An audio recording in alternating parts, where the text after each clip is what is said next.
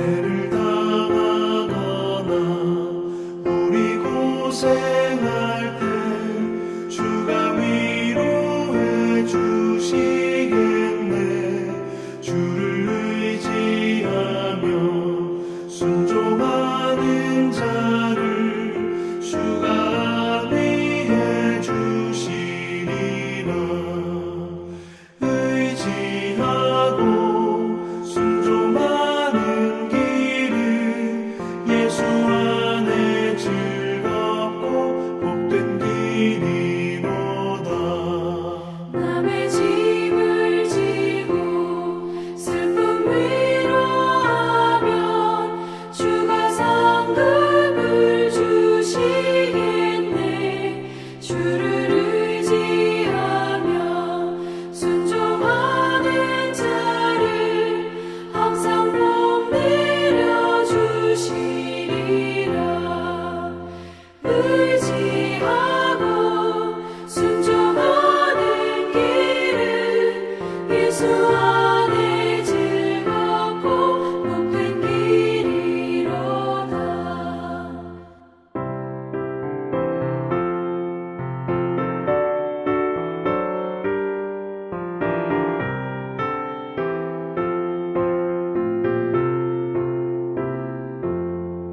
우리 받은 것을 주께 다 드리며 우리 기쁨이 넘치겠네. 주를 의지하며 순종하는 자를 은혜 풍성케 하시리라. 의지하고 순종하는 길은 예수 안에 즐겁고 복된 길이로다. 주를 힘입어서 말씀 잘 배우고 주를 모시고 살아가세. 주를 의지하며 항상 순종하면 주가 사랑해 주시리라. 의지하고 순종하는 길은 예수 안에 즐겁고 복된 길이로다.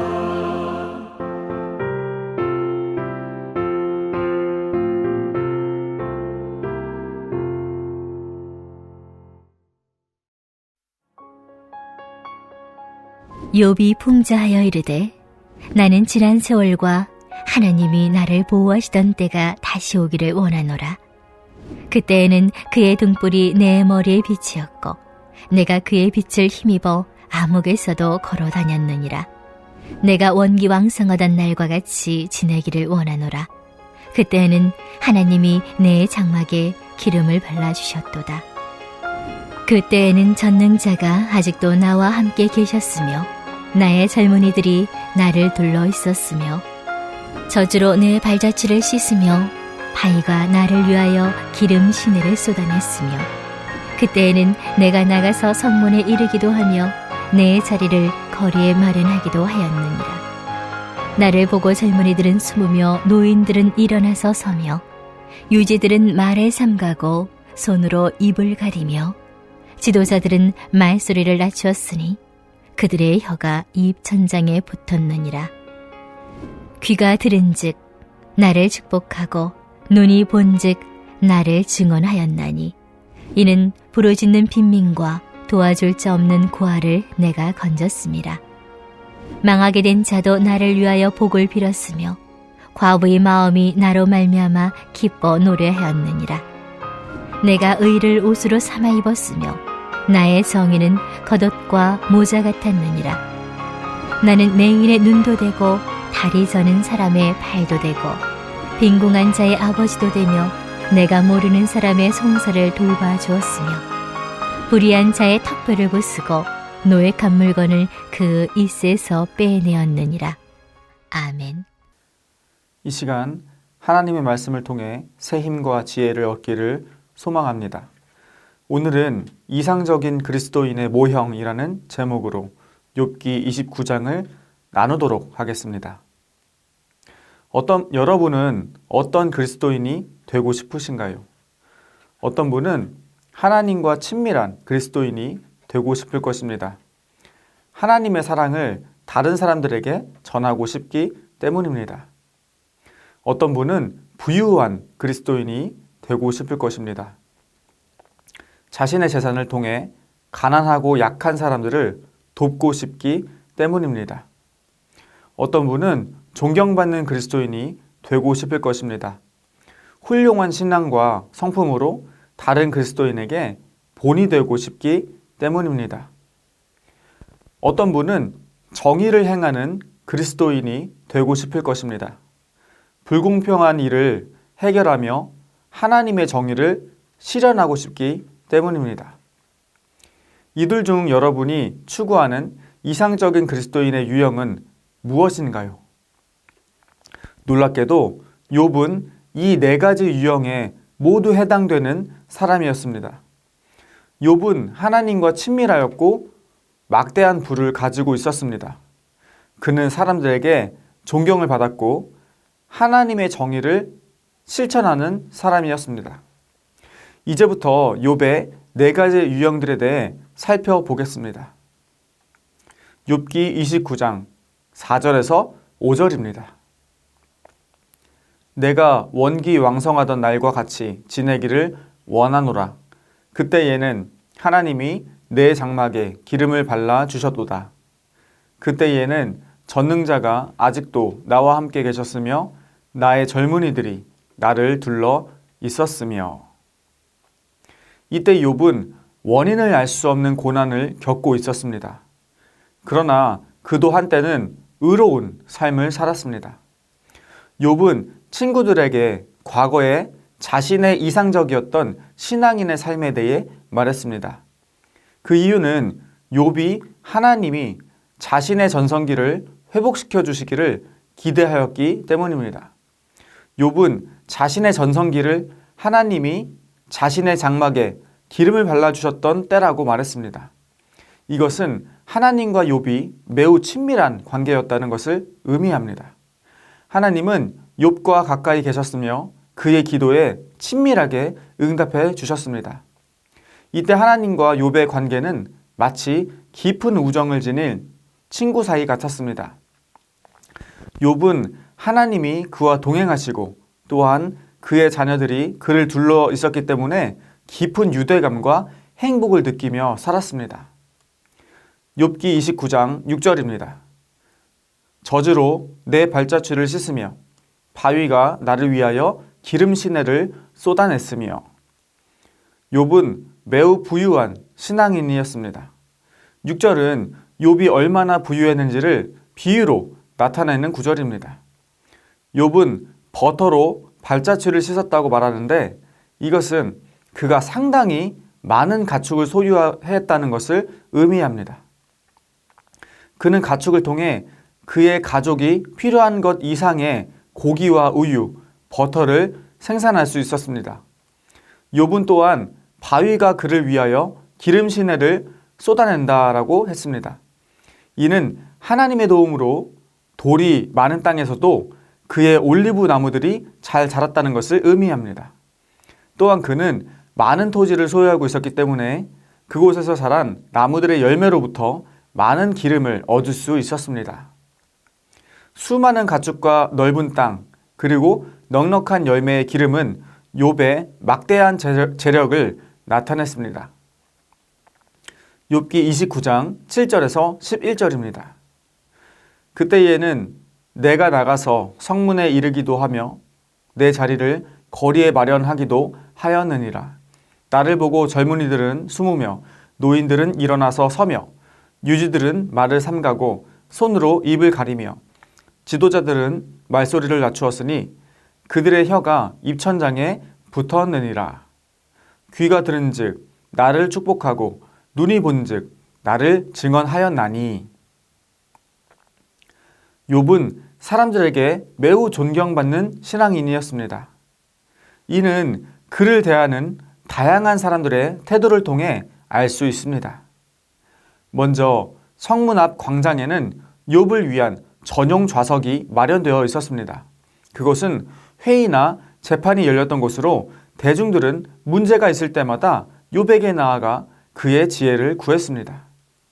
이는 그가 사람들에게 인정받았으며 사회적인 명망이 있었다는 것을 의미합니다. 욥이 길을 지나갈 때에 젊은이들은 길 옆으로 비켜났습니다. 그가 길을 지나갈 때에 노인들은 일어나서 경의를 표했습니다. 욥이 나타나면 백성들의 지도자들이 하던 말을 멈추고 입을 가렸습니다. 또한 그가 등장하면 귀족들도 황급히 말소리를 줄였습니다. 욥은 나이와 지위를 막론하고 모든 사람에게 존경을 받았습니다. 욥은 그 당시 사회적으로 가장 영향력 있는 유명 인사였습니다. 욥기 29장 12절부터 17절입니다. 이는 부르짖는 빈민과 도와줄 자 없는 고아를 내가 건졌음이라.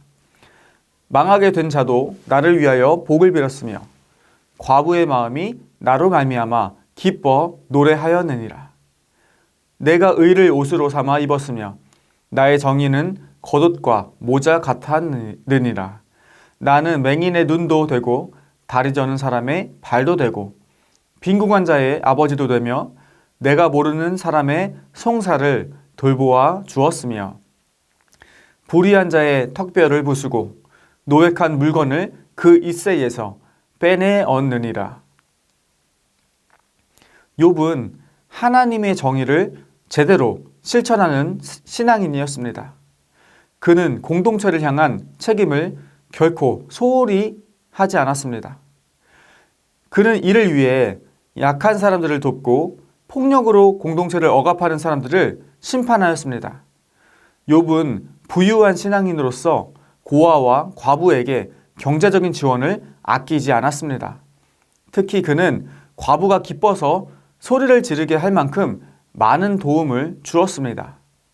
또한 그는 가난한 사람들의 아버지가 되어 그들에게 필요한 것들을 제공해 주었습니다. 욥은 존경받는 신앙인으로서 신분이 낮은 거류민이나 외국인들의 재판 요청을 수락해 주었습니다. 그 사람들은 이스라엘 공동체에서 쉽게 무시당할 수 있는 존재들이었습니다. 욥은 그들의 난처한 입장을 대변하였으며 그들의 권리를 찾아주기도 했습니다. 욥은 훌륭한 성품을 지닌 신앙인으로서 희망이 없이 죽어가는 사람을 돌보았습니다. 또한 그는 사회적인 약자들 중에서도 가장 연약한 장애인들을 도왔고 그들의 권리를 찾아주었습니다. 이 모든 것들은 욥의 과거의 영광스러운 모습이었습니다. 하나님은 현재 욥의 고난에 대해 침묵하셨습니다. 그는 그가 가진 모든 재산과 자녀를 한순간에 잃었습니다. 욥은 사람들에게 더 이상 존경을 받을 수 없었습니다. 그는 모든 능력을 잃었기 때문에 더 이상 공동체의 정의와 자비를 실천할 수 없었습니다. 욥은 이해할 수 없는 고난과 수치심으로 인해 죽음을 원했습니다. 그가 죽음을 바랬던 이유는 무엇이었을까요? 그 이유는 욥이 의와 공의를 그의 면류관처럼 여겼기 때문입니다. 중동의 모든 지혜 문헌은 그 당시의 사람들과 욥에게 큰 영향을 끼쳤습니다. 지혜 문헌은 의와 공의를 가장 중요한 가치로 여겼습니다. 이에 따라 욥은 의와 자비를 실천하는 삶을 살았습니다. 욥은 자신의 의로운 삶을 근거로 완전한 성공과 명성이 보장된 장수하는 삶을 기대했던 것입니다. 그러나 그의 기대와 달리 의로운 삶의 결과는 비참하고 고난받는 삶이었습니다. 욥은 이상적인 신앙인에 대한 환상이 깨지자 더 이상 살고 싶지 않았습니다. 그는 자신의 의를 주장할 수 없는 상황이 되자 큰 수치심을 느꼈기 때문입니다. 그렇다면 우리가 추구해야 할 이상적인 그리스도인의 모형은 무엇일까요? 그리스도인의 모형은 바로 예수 그리스도입니다. 사람들은 흔히 세상의 권세와 재력, 명예와 좋은 성품이 있어야 하나님의 일을 할 수 있다고 믿는 경향이 있습니다. 그러나 예수님은 세상의 가치를 추구하는 것을 거부하셨습니다. 예수님은 오직 하나님의 주권에 순종하셨습니다. 누가복음 2장 5절부터 7절입니다. 그 약혼한 마리아와 함께 호적하러 올라가니 마리아가 이미 잉태하였더라. 거기 있을 그때에 해산할 날이 차서 첫 아들을 다 강보로 싸서 구유에 뉘었으니 이른 여관에 있을 곳이 없음이로라. 예수님은 부유하지 않으셨습니다. 그는 말구유에서 태어났으며 작은 나귀를 타고 예루살렘의 왕으로 오셨습니다. 마태복음 13장 54절부터 57절입니다. 고향으로 돌아가사 그들의 회당에서 가르치시니 그들이 놀라 이르되 이 사람의 이 지혜와 이런 능력이 어디서 났느냐? 이는 그 목수의 아들이 아니냐? 그 어머니는 마리아, 그 형제들은 야고보, 요셉, 시몬, 유다라 하지 않느냐? 그 누이들은 다 우리와 함께 있지 아니하냐? 그런즉 이 사람의 이 모든 것이 어디서 났느냐 하고 예수를 배척한지라. 예수께서 그들에게 말씀하시되 선지자가 자기 고향과 자기 집 외에서는 존경을 받지 않음이 없느니라 하시고, 예수님은 고향 사람들에게 존경을 받지 못하셨습니다. 예수님은 오히려 그들에게 배척을 당하셨습니다. 마태복음 22장 15절부터 22절입니다. 이에 바리새인들이 가서 어떻게 하면 예수를 말의 올무에 걸리게 할까 상의하고 자기 제자들을 헤롯 당원들과 함께 예수께 보내어 말하되 선생님이여 우리가 아노니 당신은 참되시고 진리로 하나님의 도를 가르치시며 아무도 꺼리는 일이 없으시니 이는 사람을 외모로 보지 아니하심이니라. 그러면 당신의 생각에는 어떠한지 우리에게 이르소서. 가이사에게 세금을 바치는 것이 옳으니이까 옳지 아니하나이까 하니 예수께서 그들의 악함을 아시고 이르시되 외식하는 자들아 어찌하여 나를 시험하느냐? 세금 낼 돈을 내게 보이라 하시니 데나리온 하나를 가져왔거늘 예수께서 말씀하시되 이 형상과 이 글이 누구의 것이냐? 이르되 가이사의 것이니이다. 이에 이르시되 그런즉 가이사의 것은 가이사에게 하나님의 것은 하나님에게 바치라 하시니 그들이 이 말씀을 듣고 놀랍게 여겨 예수를 떠나가니라. 예수님을 따랐던 사람들은 예수님을 로마로부터 해방시켜줄 메시아라고 여겼습니다. 또 신분이 낮은 사람들은 예수님을 자신들을 계급주의 사회에서 구원해줄 혁명가로 여겼습니다. 그러나 예수님은 사람들의 기대하는 정의로운 사회활동을 하지 않으셨습니다. 언뜻 보면 예수님은 세상의 권력에 순응하는 것처럼 보이기도 했습니다. 그러나 예수님의 관심은 오직 하나, 하나님의 계획에 완벽하게 순종하는 것이었습니다. 그래서 예수님은 하나님이 주신 가장 중요한 일에 집중할 수밖에 없었습니다. 그것은 모든 사람들의 생명을 살리는 것이었습니다. 예수님은 십자가의 죽음을 통해 우리를 죄와 죽음으로부터 구원하셨습니다. 마지막으로 예수님은 죽음이 임박했을 때 하나님의 침묵을 경험하셨습니다. 예수님은 하나님의 도움 없이 외롭고 두려운 죽음을 맞이하셨습니다. 이처럼 예수님의 삶은 사람들이 생각하는 이상적인 신앙인의 삶과는 거리가 있었습니다. 그러므로 하나님의 응답을 받지 못하더라도 걱정하지 마십시오. 대신 우리는 하나님께서 언제나 우리를 위해 일하고 계신다는 사실을 믿음으로 살아갈 수 있습니다. 만일 부유하지 않더라도 걱정하지 마십시오. 하나님께서 우리의 필요를 채우실 것입니다. 만일 여러분이 부유하다면 그 재물을 하나님의 일을 위해 사용하십시오. 하나님께서 그 모습을 어여쁘게 여기실 것입니다. 존경받지 못하더라도 부끄러워하지 마십시오. 하나님께서 그분에게 순종하는 사람의 이름을 들어 쓰실 것입니다. 만일 사회적으로 존경받고 있다면 그 명망을 하나님을 나타내는데 사용하십시오. 정의로운 행동을 하지 못할지라도 실망하지 마십시오. 하나님의 정의가 우리를 도구로 사용하실 것입니다. 예수님은 이러한 조건들에 영향을 받지 않으시고 하나님의 주권을 실천하셨습니다. 그리고 한 가지 더 기억해야 할 것은 이러한 조건들과는 상관없이 우리 모두가 소중한 하나님의 자녀들이라는 사실입니다. 이상적인 그리스도인의 삶은 하나님께 순종하는 삶입니다. 하나님께 순종하는 삶은 하나님을 예배하는 삶입니다. 하나님께 예배하는 삶은 삶 속에서 하나님을 사랑하고 형제 자매들을 사랑하는 삶입니다. 우리 함께 이 시간 기도하기 원합니다. 첫째로 오늘 나눈 욥기 29장의 말씀처럼 우리가 이상적인 그리스도인의 모형인 예수님을 닮아가기를 기도하시겠습니다. 또한 해외 선교사님들과 농촌교회 및 개척교회 목사님들의 영육 간의 강건함을 위해 우리 함께 기도하시겠습니다. 둘째로 다음 세대를 위한 성전 건축이 주님의 인도하신 가운데 아름답게 이루어질 수 있도록 우리 함께 마음을 모아 기도하시겠습니다.